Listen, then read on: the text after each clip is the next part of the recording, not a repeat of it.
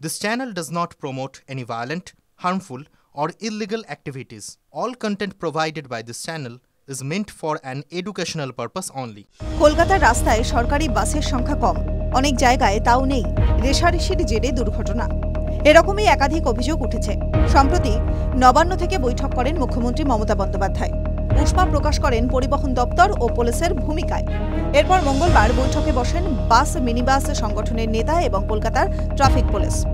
এদিনের বৈঠকে বাসের রেশারেশির মতন ঘটনা নিয়ে ডিসি ট্রাফিক প্রসঙ্গ তুলতেই বাস মালিক সংগঠনের তরফে বলা হয়, শহরে বাসে কেস দেওয়ার প্রবণতা আছে, সেই কারণেই রেশারেশি হয়। এটাই একমাত্র দুর্বলতার কারণ। বাস মালিক সংগঠনের মালিক অশোক গায়েন বলেন, কলকাতা পুলিশের এই যে কেস দেওয়ার হারটা, এটা কিন্তু একটা বাজেটের মতো সোর্স অফ ইনকামে পরিণত হয়।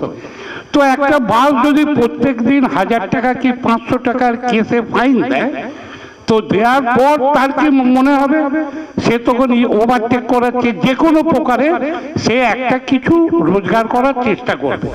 পাল্টা ডিসি ট্রাফিকের তরফে বলা হয়, বিজনেস, প্রসিকিউশন और সেফটি, এটা তিনটা আমাকে ব্যালেন্স করে চলবে। এটা না কি কলকাতা পুলিশ আপনার বিজনেস মাঝে যাচ্ছে, আপনি ভুল করবেন না, আপনি প্রসিকিউশন পাবেন না, সিম্পল জিনিসটা আছে। ওর প্রসিকিউশন কেন ইন্ট্রোডিউস করা আছে? কুছ লোক কি আছে, কথা শুনে এটা দেখে ট্রাফিক নিয়ম চলে, কুছ লোক চলে না। এটা তো আপনি মানেন, তো সোসাইটি আছে 5টা আঙুল তো সেম না, কুছ আঙুল তাড়াতাড়ি বেশি কথা বুঝলে ওটা বুঝে যাবে, ওর গাড়ি ট্রাফিক রুলস মেনে চলবে। রুলস সেফটির জন্য আছে, এটা আপনাকে বুঝতে হবে।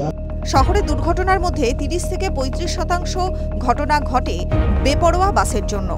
এই সমস্ত প্রসঙ্গ ছাড়াও শহরে কিভাবে নিরাপত্তা বজায় রাখা যায় ও ট্রেনিং দেওয়া যায় তার প্রসঙ্গ উঠে আসে এই বৈঠকে বলা হয়, মূলত সকাল 8টা থেকে 12টা এবং বিকেল 4টে থেকে রাত 8টা পর্যন্ত দুর্ঘটনা বেশি হয়।